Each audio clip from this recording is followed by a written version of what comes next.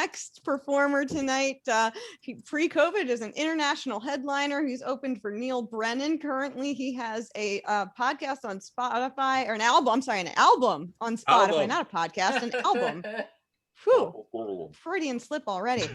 Oh, he has an album on Spotify called Chocolate Durian, coming to us currently from Chicago. Please put your hands together and welcome DeeCee. Hey, DeeCee. Hey, what's up, lovely people?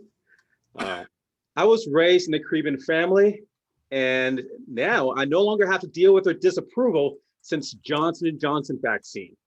Finally, I can yell out, "blood clot!" and not get in trouble. So if you didn't get that joke, then your community probably lacks cultural diversity. Got to get some Jamaican friends. It's all good.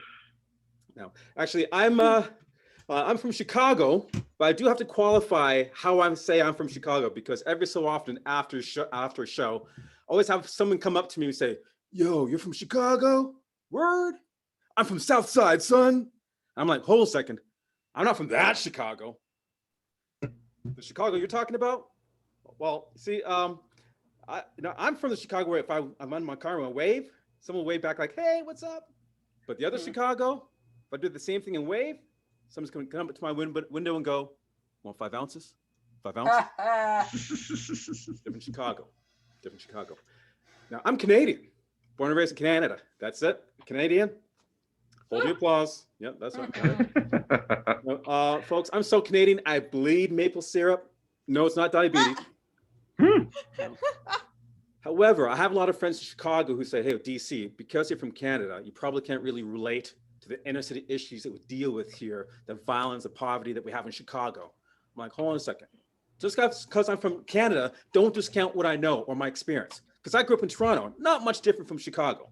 The only difference is our problems are kind of solved in a Canadian way, Canadian style. Same issues, even drive-bys. Just our drive-bys are polite.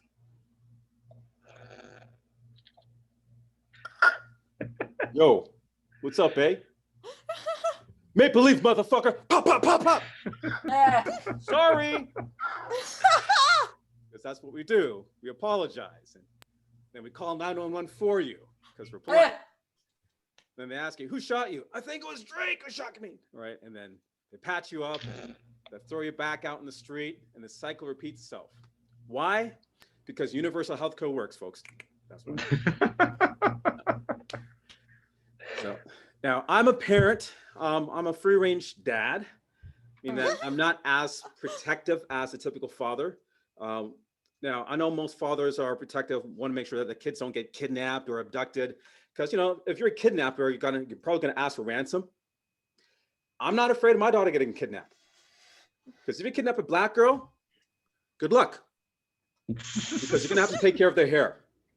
And that shit's expensive. Folks, we had to take out a Black hair loan. We're 3 months behind. I mean, you got the shampoo, you got the conditioners, you got the leave-in relaxers. Then you have to buy hair. You have to buy fake hair. You have to buy natural hair. You got to buy yak hair, animal hair. You got to buy mermaid hair. You got to buy black unicorn tears. It's complicated. I mean, now I'm to the point where I'm just thinking, you know what? Maybe I should just go to prison. So I could just save some money and learn to do cornrows, so I don't have to spend so much money on my daughter's hair. And when I come out, she had better not complain about how I do her cornrows. "Daddy, these cornrows ain't tight." "Cornrows ain't tight enough? What? Baby girl, do you have any idea what Daddy had to go through to learn how to do cornrows? I killed 2 guys. I spent an extra month in the box just so I can get the extra time to get this technique down for you. I joined a gang. I'm a triad now.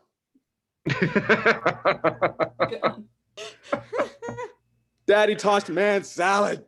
I had croutons. Croutons. No. Oh, Daddy did some horrible, horrible things. But you look pretty. You look fine. Go on, run on. Yeah.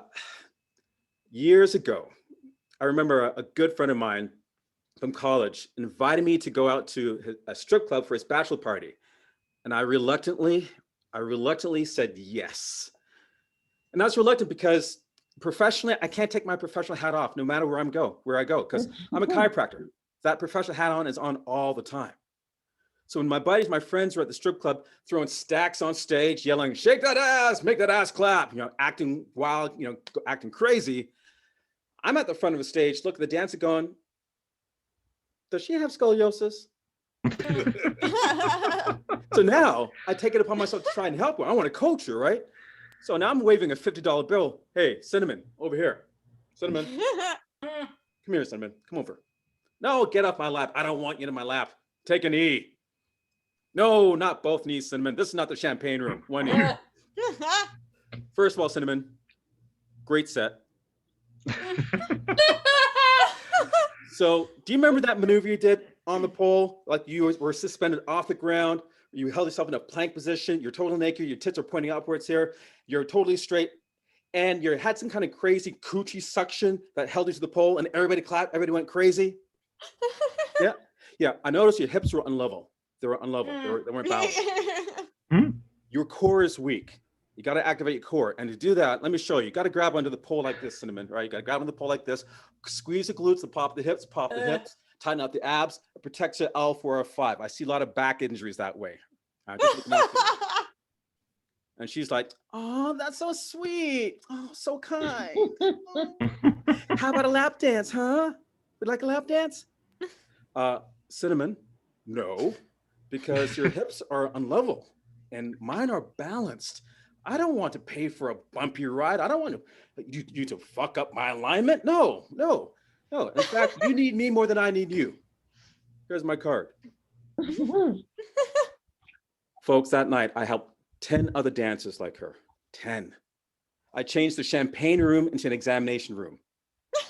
And everybody else is spending $500 in strippers that night. I made $2,000 in consultation fees. I'm just saying, I made it work for me. Folks, that's my time. My name is DeeCee. Deuces. Look me up on Instagram. Keep it going from DC, everybody. So, man,